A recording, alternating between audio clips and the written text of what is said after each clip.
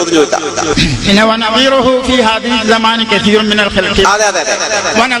മഹാന്മാരുടെ കബറിനെ ചെന്നിട്ട് അവരോട് കബറിനെ ബഹുമാനിക്കൽ അതിന് തത്തുല്യമായ പ്രവൃത്തിയാണ്. സൃഷ്ടികളിൽ ധാരാളം ആളുകൾ മഹാന്മാരുടെ കബറുകൾ പോയി തഅ്ളീം ചെയ്യുന്നുണ്ട്. അത് അന്നഹും വലഉ ഹാദിൽ അസ്നാം വൽ ഔസാൻ അലാ സുല്ലംബിയാഹിം അംബിയാക്കളുടെ രൂപത്തിലായിരുന്നു അവർ വിഗ്രഹം ഉണ്ടാക്കി എന്ന് പറഞ്ഞിട്ട് അതിന് തുല്യം തന്നെയാണ്, തത്തുല്യമായ പ്രവൃത്തിയാണ് മഹാന്മാരുടെ കബറിനെ തഅ്ളീം ചെയ്യൽ. നിങ്ങൾ പറയുന്ന തഅ്ളീം ചെയ്യാമെന്ന് നിങ്ങൾ പറഞ്ഞ ഗ്രന്ഥങ്ങൾ എൻ്റെ ഉണ്ട്, ഈ വിഭാഗത്തിന്റെ ഗ്രന്ഥങ്ങളും എൻ്റെ ഉണ്ട്. അപ്പോ തഅ്ളീം ചെയ്യാമെന്നാണ് നിങ്ങൾ പറയുന്നത്. അപ്പൊ റാസി ഇമാമെ മതത്തിന്റെ പുറത്തായോ എന്നുള്ളൊരു ചോദ്യം അവിടെ വളരെ കൃത്യമായി നമ്മൾ ശ്രദ്ധിച്ച് ആ വാചകം ഇബാറത്ത് നോക്കിയാൽ ഈ കാലത്ത് ഇതിന് തുല്യമായ തെറ്റാണ്, അല്ലെങ്കിൽ ശിർക്കാണ്, അല്ലെങ്കിൽ കുഫറാണ്.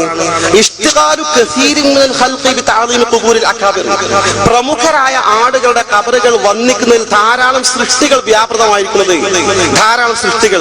കസീറുൻ മിനൽ മുസ്ലിമീൻ എന്നല്ല അദ്ദേഹം പറഞ്ഞത്, ധാരാളം സൃഷ്ടികൾ എന്നാണ്. അപ്പൊ ഇസ്ലാമിക സമൂഹത്തിന് പുറത്തുള്ള ധാരാളം ആളുകൾ കബറുകൾ അത് അക്കാബിർ ഖുബൂരിൽ ഔലിയായി വൽ അംബിയ എന്നല്ല, അംബിയാക്കളെ ഔലിയാക്കളെ കബറിനെ ബഹുമാനിക്കൽ വ്യാപൃതമാകുന്നുള്ളത്. ഈ താലീമി ഖുബൂരിൽ അക്കാബിർ ഔലിയാക്കളും അംബിയാക്കളും അല്ലാത്ത മറ്റ് പ്രമുഖന്മാരുടെ കബറുകൾ വന്നിക്കുന്നതിൽ വ്യാപൃതമായ ധാരാളം സൃഷ്ടി ജനവിഭാഗങ്ങൾ ലോകത്തുണ്ട് എന്നാണ് പറഞ്ഞതിന്റെ അർത്ഥം. അത് ശിർക്കാന്നാ ചൂണ്ടിക്കാണിച്ച മുസ്ലിമീങ്ങൾ നല്ല പറഞ്ഞത്. അങ്ങനെയെങ്കിൽ ഈസാ നബി അലൈഹി ഇസ്ലാം ഭൂമിയിലേക്ക് ഇറങ്ങി വന്ന് ഞങ്ങളെ പാവഭാരം പൊറുക്കുന്നു പറയുന്നുണ്ട്. അപ്പൊ ഈസാ നബിനെ സൃഷ്ടിച്ചത് അള്ളാഹു ആണെന്ന് അവരും വിശ്വസിക്കുന്നു. ഭാരതീയ വിചാര കേന്ദ്രം ഡയറക്ടർ ടി പരമേശ്വരൻ പറയുന്നത് ഒരു പുൽക്കടി പോലും അനക്കാനുള്ള കഴിവ് സർവേശ്വരൻ നൽകുന്നതാണ്. അപ്പൊ അവരും ഒരു ദൈവത്തിൽ വിശ്വസിക്കുന്നുണ്ട്. അതുപോലെ മക്കയിലെ അബൂജഹൽ വിശ്വാസികളും പറയുന്നു അള്ളാഹു ആണെന്ന് അവർ പറഞ്ഞു.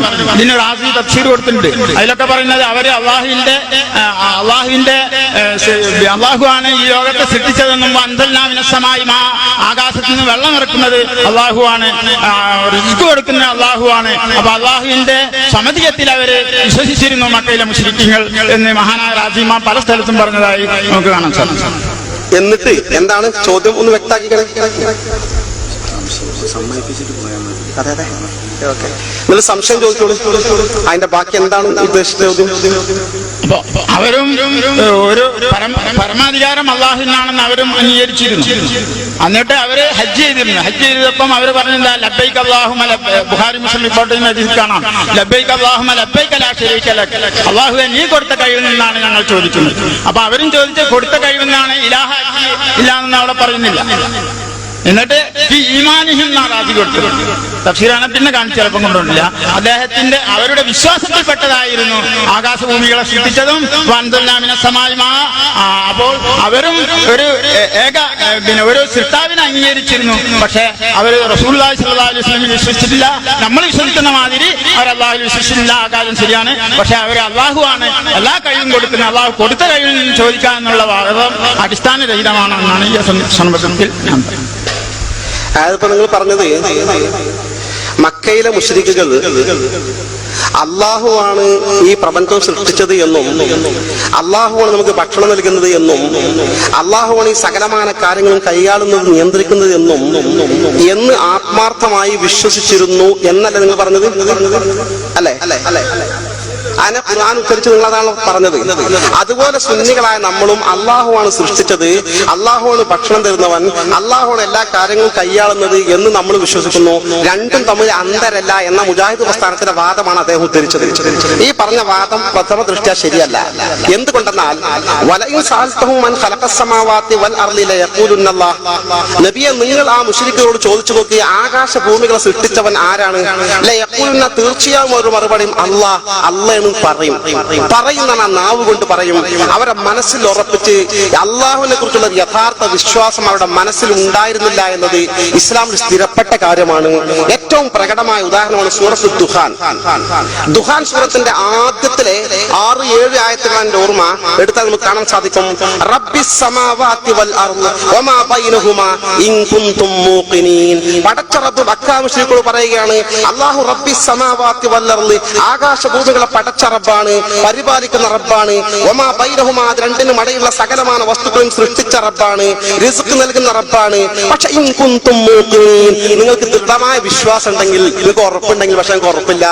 ഇവിടെ തഫ്സീറുൽ ഖുർത്തുബി വിശദീകരിച്ചുകൊണ്ട്, തഫ്സീർ റാസി വിശദീകരിച്ചുകൊണ്ട് പറയുന്നു, മക്കത്തെ ബഹുദൈവ വിശ്വാസികൾക്ക് അള്ളാഹുവിൽ യഥാർത്ഥത്തിൽ വിശ്വാസം ഉണ്ടായിരുന്നില്ല എന്നാണ് ഈ ഖുർആൻ സൂക്തം വിശദീകരിക്കുന്നത് എന്ന് ആധികാരികമായി വ്യാഖ്യാനങ്ങൾ എഴുതി വെക്കുമ്പോൾ നമ്മൾ ഖുർആന്റെ പ്രാമാണികമായ വ്യാഖ്യാനങ്ങൾ അംഗീകരിക്കും.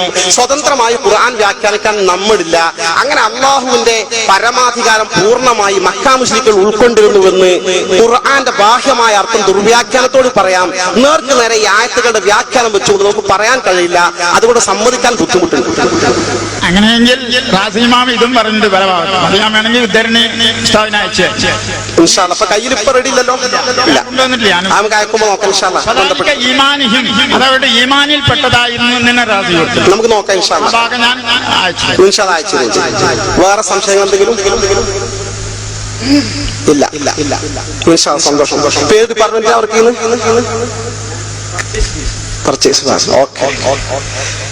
പിന്നെ നമുക്ക് വേറെ എന്തെങ്കിലും സംശയങ്ങളുണ്ടോ? എന്തെങ്കിലും അവസാനിപ്പിച്ചു അല്ലാഹു സുബ്ഹാനഹു വ തആല നമ്മുടെ ബഹുമാന്യനായ സുഹൃത്ത് ഒരു സംശയം കൂടി അന്ന് കൊടുത്തു. നബിയാവട്ടെ വലിയാവട്ടെ അവരോട് പ്രാർത്ഥിക്കാൻ പാടില്ല എന്നുള്ളതിന് എന്താണ്? അതിപ്പോ ഇലാഹി നമ്മുടെ ഇയാള് പറഞ്ഞിട്ടില്ലല്ലോ. നബിയാകട്ടെ വലിയൊന്നുമില്ല, നമുക്ക് ഏതാ ശരീരത്തിലേക്ക് നിൽക്കാന്നുള്ള. അല്ല, അങ്ങനെയാണ് യഥാർത്ഥ മനസ്ഥിതിയുള്ള ആൾക്കാർ. അങ്ങനെയാണ് സത്യം മനസ്സിലാക്കാനുള്ള ഒരു മനസ്ഥിതി, ആത്മാർത്ഥമായി ചോദിക്കുക, അങ്ങനെയാണ് വേണ്ടത്. അപ്പൊ ഖൗലു ശരീരത്തിൽ അദ്ദേഹം പറയുന്നു, നബിയാകട്ടെ വലിയാകട്ടെ മരമാവട്ടെ, അപ്പൊ നബിനോടും പ്രാർത്ഥിക്കാൻ പാടില്ല എന്ന് അദ്ദേഹം കൊടുത്തതിനൊരു വിശദീകരണം ഉസ്താദിൽ നിന്ന് കിട്ടിയില്ല. അതായത് അവര് നബിയാവട്ടെ വലിയാവട്ടെ എന്ന് പറഞ്ഞാൽ നബിമാരോടും ഔലിയാക്കളോടും പ്രാർത്ഥിക്കാൻ പാടില്ല. നമ്മളെ മൗലൂദിലൊക്കെ എന്നുള്ള വരികളുണ്ടല്ലോ. അതുപോലെ അബ്ദുക്കൽ മിസ്കീൻ ഒരുപാട് വരികൾ. നിങ്ങൾ ഓരോ പുതിയ പുതിയ നീട്ടാണ്, അങ്ങനെ നമുക്ക് വിശദീകരണം പറയാം. ഔലിയാക്കളോടും നബിനോടും പ്രാർത്ഥിക്കാമെന്നാണ് നിങ്ങൾ പറയുന്നത്. പരോക്ഷമായിട്ട് നിങ്ങളെ ഗ്രന്ഥങ്ങളിലുണ്ട്, അത് ഞാൻ തെളിവെടുത്തിട്ടില്ല. പി വാത്തിന്റെ മാത്രമല്ല ഉള്ളത്. അപ്പൊ പ്രാർത്ഥിക്കാമെന്ന് നിങ്ങൾ സമർത്ഥിക്കുന്ന ഒരുപാട് ഭാഗങ്ങളുണ്ട്. ഞാനിപ്പോ അപ്രതീക്ഷിതമായി ഇന്നിവിടെ പരിപാടി ഉള്ളത് തന്നെ അറിയില്ല. ഞാനിപ്പോ 9:00 വന്നത്. അപ്പൊ അങ്ങനെ കേട്ടപ്പോ ചെറിയൊരു അപ്പൊ ആരും ചോദിക്കണ്ടെന്ന് പറഞ്ഞു. പക്ഷെ ഞാൻ ചോദിച്ചു. നന്നായി. അപ്പോ ഈ ഒരു നബിനോട് പ്രാർത്ഥിക്കാൻ പാടില്ല എന്ന് റഷീദി മൂസ മുസ്ലിയാർ പറഞ്ഞെങ്കിൽ അദ്ദേഹം പിന്നെ അതുപോലെ തന്നെ അലവി മുസ്ലിയാരെ പിന്നെ ഇയാളുണ്ടല്ലോ ഫതി അബ്ദുൽ ഖാദർ മുസ്ലിയാരൊന്നും അക്കാലത്ത് അങ്ങനെ പറഞ്ഞിരുന്നില്ലല്ലോ. അള്ളാഹുലാത്ര പ്രാർത്ഥിക്കാൻ തെളിവ് ഇപ്പോൾ അടുത്ത കാലത്താണല്ലോ ഇത്തരം തെളിവുകളുമായിട്ട് മുന്നേറുന്നത്. അപ്പൊ ഈ ഖുർആനിൽ തന്നെ 25 നബിമാരുടെ പ്രാർത്ഥന അള്ളാഹുവോട് മാത്രമാണ്. ബദർ യുദ്ധത്തിൽ മഹാനായ റസൂലുള്ളാഹി സ്വല്ലല്ലാഹു അലൈഹി വസല്ലം ഇടയാളിനെ വെച്ചില്ല. റബ്ബക്കും റബ്ബിനെ വിളിച്ച് സഹായം തേടി എന്നാ പറയുന്നത്. യൂസുഫ് നബി അലൈഹി സ്വലാം അള്ളാഹുവിനോട് പ്രാർത്ഥിച്ചു.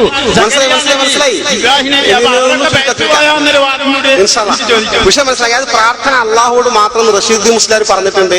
അത് നബിനോടും വലിയനോട് പ്രാർത്ഥിച്ചാലും അത് അപകടകരമാണ്, ശിർക്കാണ് പഠിപ്പിച്ചിട്ടുണ്ട് എന്നുള്ളതാണ്. നമ്മൾ റഷീദ് മുസ്ലിയാർ പറഞ്ഞു ഉദ്ധരിക്കണ്ട, ഞാൻ പറയുന്നു. അപ്പൊ ഞങ്ങളൊക്കെ പറയുന്നത് പ്രാർത്ഥന അള്ളാഹുവോട് മാത്രമേ പറ്റൂ.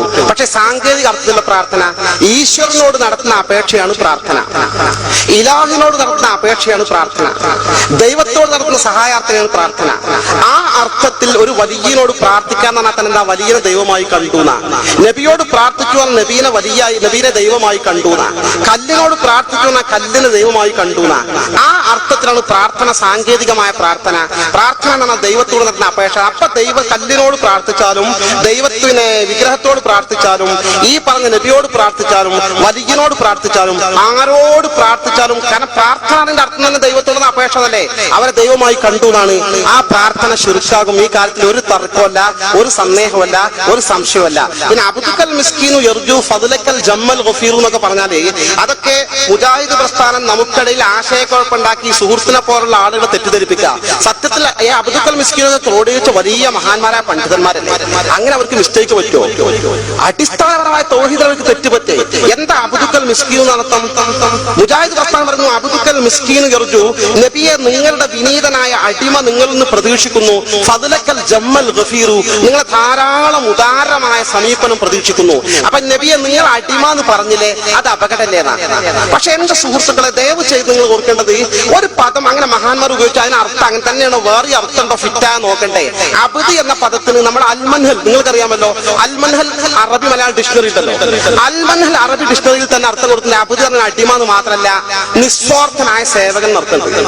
അപ്പൊ ഒന്ന് അർത്ഥം ശരിക്കത് വെച്ചാൽ അബ്ദുൽ മിസ്കീനു, തങ്ങളെ നിങ്ങളുടെ വിനീതനായ നിസ്വാർത്ഥനായ സേവകൻ, നിങ്ങൾക്ക് എന്നും സേവനം ചെയ്യാൻ സന്നദ്ധനായി പാവപ്പെട്ട സുഹൃത്ത്, യർജു ഫദ്ലക്കൽ ജമ്മൽ ഗഫീറു, നിങ്ങളുടെ ധാരാളം ഉദാരമായ സമീപനം പ്രതീക്ഷിക്കുന്നുണ്ട് തങ്ങളെ എന്ന് പറഞ്ഞാൽ ഒരു അപകട അടിമ എന്നുള്ള വാക്ക് അർത്ഥം തന്നെ കൺഫ്യൂഷൻ ഉപയോഗിക്കേണ്ട. നിഷ്കളങ്കനായ നിസ്വാർത്ഥനായ സേവകൻ എന്ന അതിന്റെ ഡിക്ഷണറി കൊടുത്ത അർത്ഥം തന്നെ ഉപയോഗിച്ച ഈ തെറ്റിദ്ധാരണ നീങ്ങി. പിന്നെ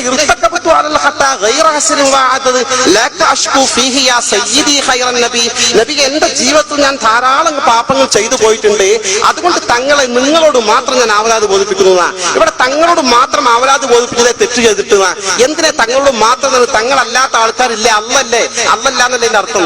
അങ്ങനൊന്നും ഇതിലൊക്കെ ആലങ്കാരിക പ്രയോഗ. നിങ്ങൾ മാത്രം നബി മാത്രം എന്നല്ല അർത്ഥം.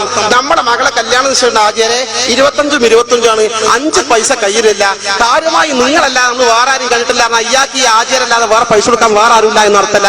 അല്ലല്ല, റസൂലില്ല, വേറെ പണക്കാരില്ല എന്നല്ല അർത്ഥം. അത് പ്രയോഗ. ഇവിടെ തങ്ങളെ നിങ്ങളല്ലാതെ നിങ്ങളോട് മാത്രം ഞാൻ ആവലാത് ബോധിപ്പിക്കുന്ന അത്രേ അർത്ഥമുള്ളൂ.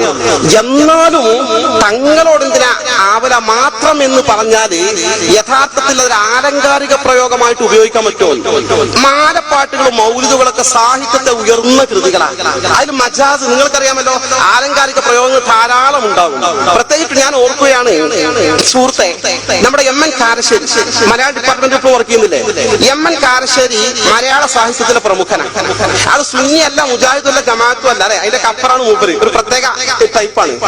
MN കാരശ്ശേരി ഒരിക്കൽ മാലപ്പാട്ടുകളെ കുറിച്ചുള്ള സെമിനാറിൽ അദ്ദേഹം പ്രസംഗിച്ച പത്രത്തിൽ ഞാൻ വായിച്ചതാണ്. കാരണം മലയാള സാഹിത്യത്തിൽ ഉയർന്ന കൃതിയാണല്ലോ മാലപ്പാട്ട്. അയാൾ പറഞ്ഞു മാലപ്പാട്ടില്ല മാത്രം എന്നൊക്കെ പറഞ്ഞ് ബാഹ്യമായ അതിന്റെ അർത്ഥകൽപ്പന നടത്തി കുറച്ച് ഓവറാണെന്ന് പറയുന്ന ആളുകളുണ്ട്.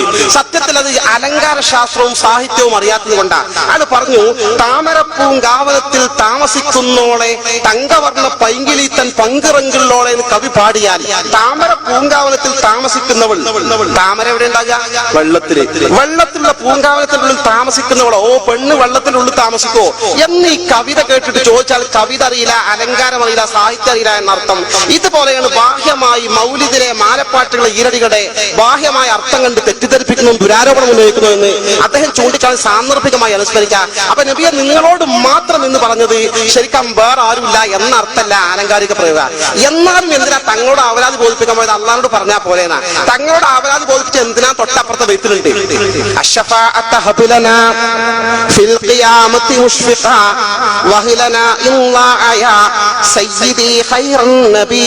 ഞാൻ ധാരാളം തെറ്റുകൾ ചെയ്ത പരാതി നിങ്ങൾക്ക് മുമ്പിൽ സമർപ്പിക്കാൻ കാരണം നബിയെ, നാളെ ആഖിറത്തിൽ ഞാൻ വന്നാൽ എന്റെ നന്മ തിന്മകൾ തൂക്കി നോക്കിയാൽ എന്റെ തിന്മകൾക്കായിരിക്കും ആധിക്യം, തിന്മയുടെ തുലാസിന്റെ തട്ടായിരിക്കും ഭാരം തൂങ്ങാൻ എനിക്ക് ഉറപ്പാണ്.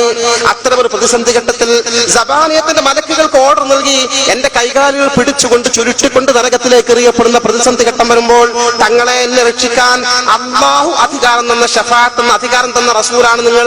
അതുകൊണ്ട് തങ്ങളെ ഞാൻ നിങ്ങളോട് പരാതി പറയാൻ കാരണം തങ്ങളെ നിങ്ങളുടെ ശുപാർശ എനിക്ക് സൗജന്യമായി നൽകുമോ? ഫിൽ ഖിയാമത്തി മുഷ്ഫിഖ, നാളെ യൗമുൽ ഖിയാമത്തിൽ ഭയചകിതനായി നിൽക്കുന്ന നേരം, വാഹ്ലനാ എന്റെ കാര്യം കഷ്ടമേ, ഇല്ലായ സയ്യിദി ഖൈറൻ നബി, അങ്ങയുടെ ശഫാഅത്ത് എങ്ങാനും നഷ്ടപ്പെട്ടാൽ എന്റെ നേതാവായ നായകരെ എന്റെ കാര്യം കഷ്ടമായിരിക്കുമെന്ന് തൊട്ടടുത്തവരിൽ ചൂണ്ടിക്കാണിക്കുന്നുണ്ട്.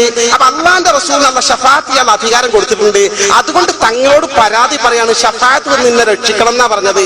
അപ്പൊ തങ്ങൾക്ക് അധികാരം ഉള്ളത് കൊണ്ട് വളരെ ഫിറ്റാണ് സത്യത്തിൽ ആ തങ്ങളോട് ആ പ്രശ്നം പറയും. ഞാൻ ദോഷം ചെയ്തു പറയും, തങ്ങൾക്ക് പുറത്തിരാൻ അധികാരമുണ്ട്. പൈസ ഉള്ള പണക്കാരോട് ചോദിച്ചു മകളെ കല്യാണം ഉറപ്പിച്ചിട്ടുണ്ട്, 25 ആണ് എന്ന് പറഞ്ഞാല് വളരെ ഫിറ്റ്. അള്ളഹാനോട് മാത്രമല്ല പറയേണ്ടത്, പൈസ ഉള്ള ആൾക്കാരോട് പറയാൻ, കാരണം പൈസ തന്ന് സഹായിക്കും, അള്ളാഹ് നിശ്ചയിച്ച സബബാണ് കാരണം. ഇതുപോലെ അള്ളാഹുവിനെ രക്ഷിക്കാൻ സാധിക്കുന്നത് പോലെ അള്ളാഹു കൊടുത്ത അള്ളാന്റെ അനുഗ്രഹം കൊണ്ടുള്ള ഒരു ഔദാര്യമാണ് തങ്ങൾക്കുള്ള ശഫാഅത്ത്. തങ്ങൾക്ക് ഇതുപോലെ ശഫാഅത്ത് കൊണ്ട് രക്ഷിക്കാൻ സാധിക്കും. അതുകൊണ്ട് തങ്ങളോട് പരാതി പറഞ്ഞത് വളരെ ഫിറ്റാണ്, അനുയോജ്യമാണ്. മുജാഹിദ് പ്രസ്ഥാനം ആശയക്കുഴപ്പം ഉണ്ടാക്കുന്നത് ബോധപൂർവ്വം നമ്മളെ തെറ്റിദ്ധരിപ്പിക്കാനാണ്. മൗലിദുകൾ മഹാന്മാർ രചിച്ചതാണ്. തെറ്റിദ്ധരിക്കാതെ മൗലിദുകൾ പാരായണം നടത്തിക്കൊണ്ട് നമുക്ക് മുന്നോട്ട് പോകാം. അള്ളാഹു സത്യം കൂടുതൽ പഠിക്കാനും തിരിച്ചറിയാനും അതനുസരിച്ച് മുന്നോട്ട് പോകാനും നമുക്ക്